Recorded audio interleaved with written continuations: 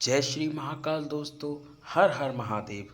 तो आज हम बताने जा रहे हैं कि मधु और कैटभ के वध की कहानी, कि उनका वध कैसे हुआ और किसके द्वारा हुआ।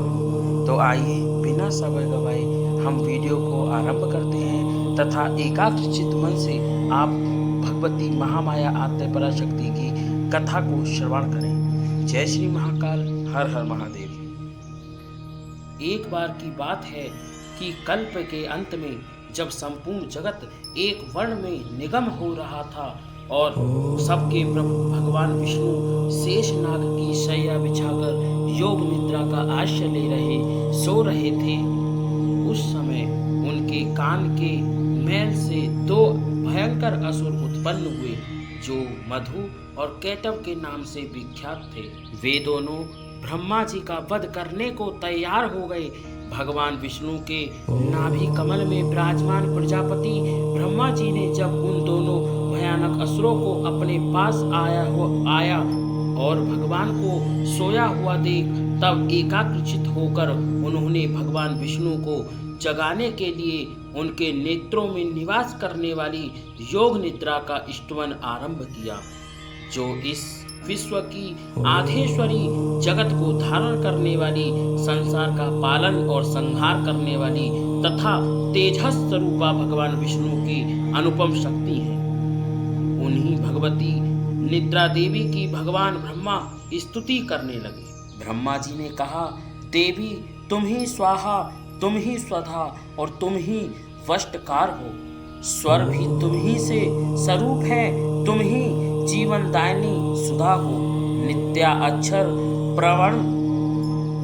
प्रणव आकार उकार मकार इन तीन मात्राओं के रूप में तुम ही स्थित हो तथा इन तीन मात्राओं के अतिरिक्त जो बिंद रूपा नित्या अर्धमात्रा है उनका विशेष रूप से उच्चारण नहीं किया जा सकता, वह भी तुम ही हो।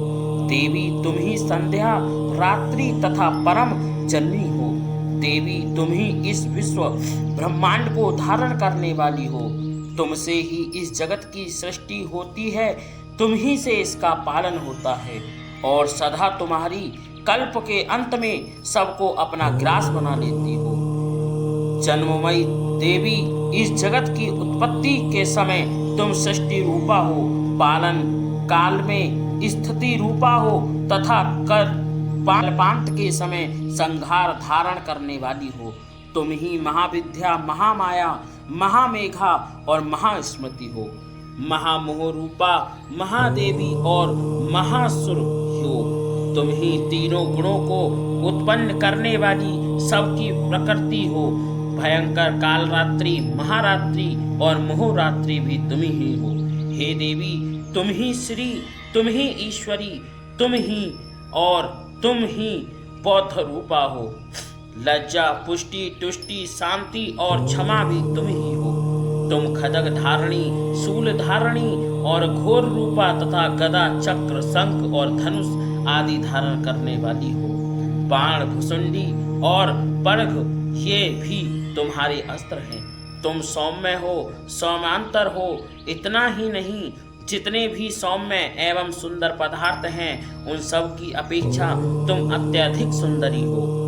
पर और अपर सबसे परे रहने वाली परमेश्वरी तुम ही सर्वस्वरूपे हो। देवी कहीं भी सत असत रूपा जो भी कुछ वस्तुएं हैं और उनकी सबकी जो शक्ति है वह भी तुम ही हो।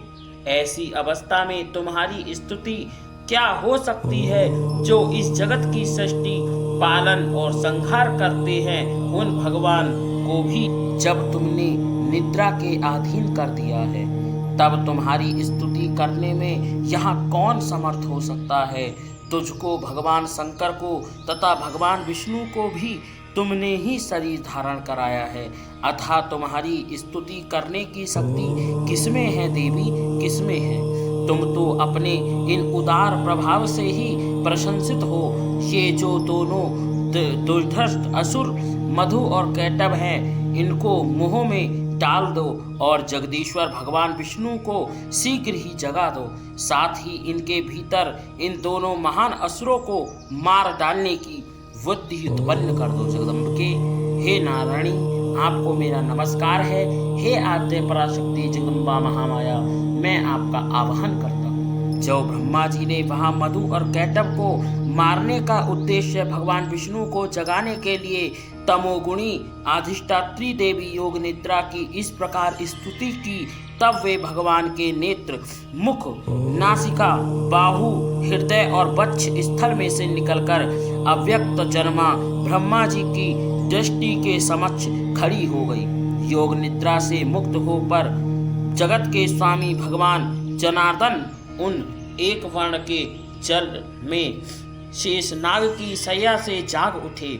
फिर उन्होंने उन दोनों असुरों को देखा। वे दुरात्मा मधु और कैटभ अत्यंत बलवान तथा पराक्रमी थे और क्रोध से लाल आंखें किए ब्रह्मा जी को खा जाने के लिए उपभोग कर रहे थे। तब भगवान श्री हरि ने उठकर उन दोनों असुरों के साथ 5000 वर्ष तक केवल बाहु युद्ध किया। वे दोनों भी अत्यंत बल के कारण उन्मत्त हो रहे थे। उधर महामाया ने भी उन्हें मोह में डाल रखा था, इसीलिए वे भगवान विष्णु से कहने लगे, हम तुम्हारी वीरता से संतुष्ट हैं, तुम हमसे कोई वरदान मांगो। श्री भगवान बोले, यदि तुम दोनों मुझ पर प्रसन्न हो तो अब मेरे हाथों मारे जाओ।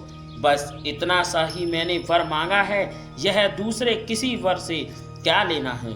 ऋषि कहते हैं, इस प्रकार धोखे में आ जाने पर जब उन्होंने संपूर्ण जगत को जल ही जल देखा, तब कमल नयन भगवान से कहा, जहाँ पृथ्वी पर जल में डूबी हुई ना हो, जहाँ सूखा स्थल हो, वहीं हमारा वध करो।